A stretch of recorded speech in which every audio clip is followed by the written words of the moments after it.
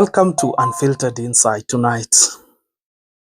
The acid test of any legal system is not the greatness or the grandeur of its ideal concepts, but whether in fact it is able to produce order and justice. In case you didn't hear me, I'll repeat it for your own benefit. The acid test of any legal system is not the greatness or the grandeur of its ideal concepts, but whether in fact it is able to produce order and justice. The reason why we'll say our constitution is a living document is if it is able to produce results. The reason why we will label an act of parliament or a set of rules as to being alive is if they produce results. Now, in this country, we have now come to the realization that those in power are currently operating as if they own this country. They are currently operating as if they are the creators, maintainers of the offices they hold. As if they bear the power that they have, absolutely. As if that power does not have the right checks and balances. Our leadership, our political class, those in power in particular, are operating as if Kenya has no laws, as if Kenya has no constitution. And I will say, our judicial system, our law and order system has crumbled. We no longer have a functional country.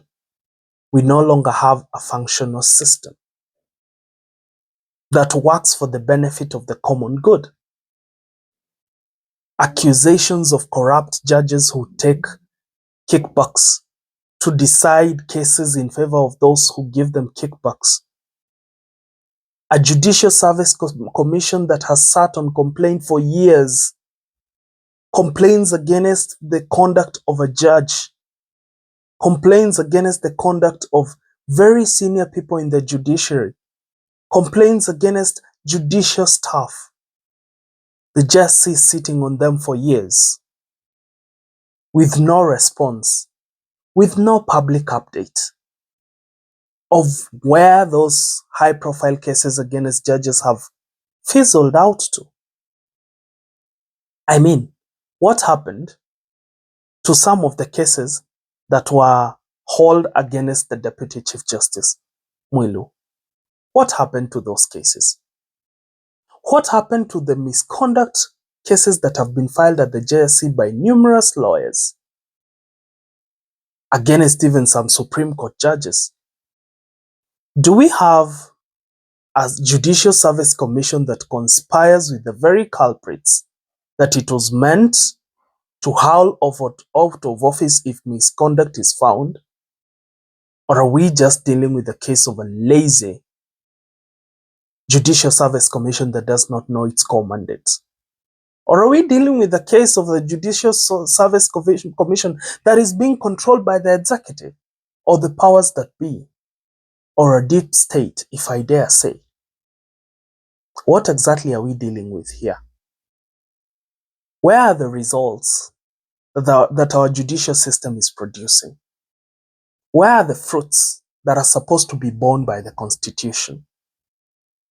I mean, if just anyone in the position of power can authorize withdrawals from the National Treasury to a tune of 1.3 trillion shillings, more than half of the amount our revenue service collects in ordinary revenue, and there are no legal consequences. I mean, what judicial system do we have? I mean, what legal system do we have? Why do we even have institutions like the EACC then? Why do we even have an office of the DPP? Why not just declare the country a banana republic? because this system is not working. It is not producing law and order.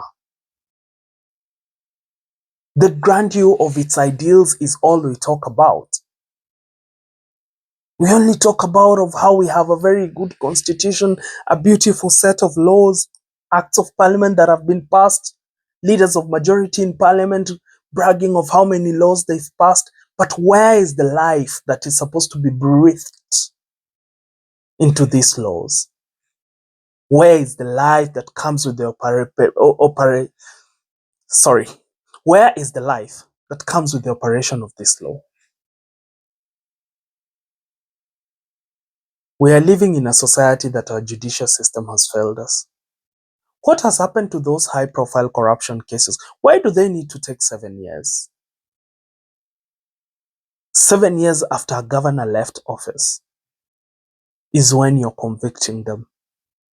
And with a measly fine of 50 million, while they are accused of stealing 500 billion shillings from the people of the Republic of Kenya. I mean, has our judiciary become a joke, or are we a joke to the judiciary of this republic? I will say this. The life that is breathed into our judicial system and the laws that we hold dear comes in when the law is made operational. This is a rallying call that the law must be respected and the institutions of this country must be made to function as envisaged in the constitution and the law. We cannot walk around as if we are in a banana republic. It is abhorrent and distasteful. This is a country with a set of laws, and our judicial system must produce the results. And I leave you with a quote from one of our greatest Chief Justices in this country. A man who stood by the right thing, a man who stood on the side of the law and the side of the Constitution, and laid down that a process was not conducted as per the law, not bearing in mind who was in power or whom it affected, but that he had followed the law. And these were his wise words, that the greatness of a nation lies in its fidelity to the Constitution, strict adherence to the rule of law, but above all, the fear of God. Please, have the fear of God in you as you sit in those offices. And remember the year list. That is my unfiltered insight tonight.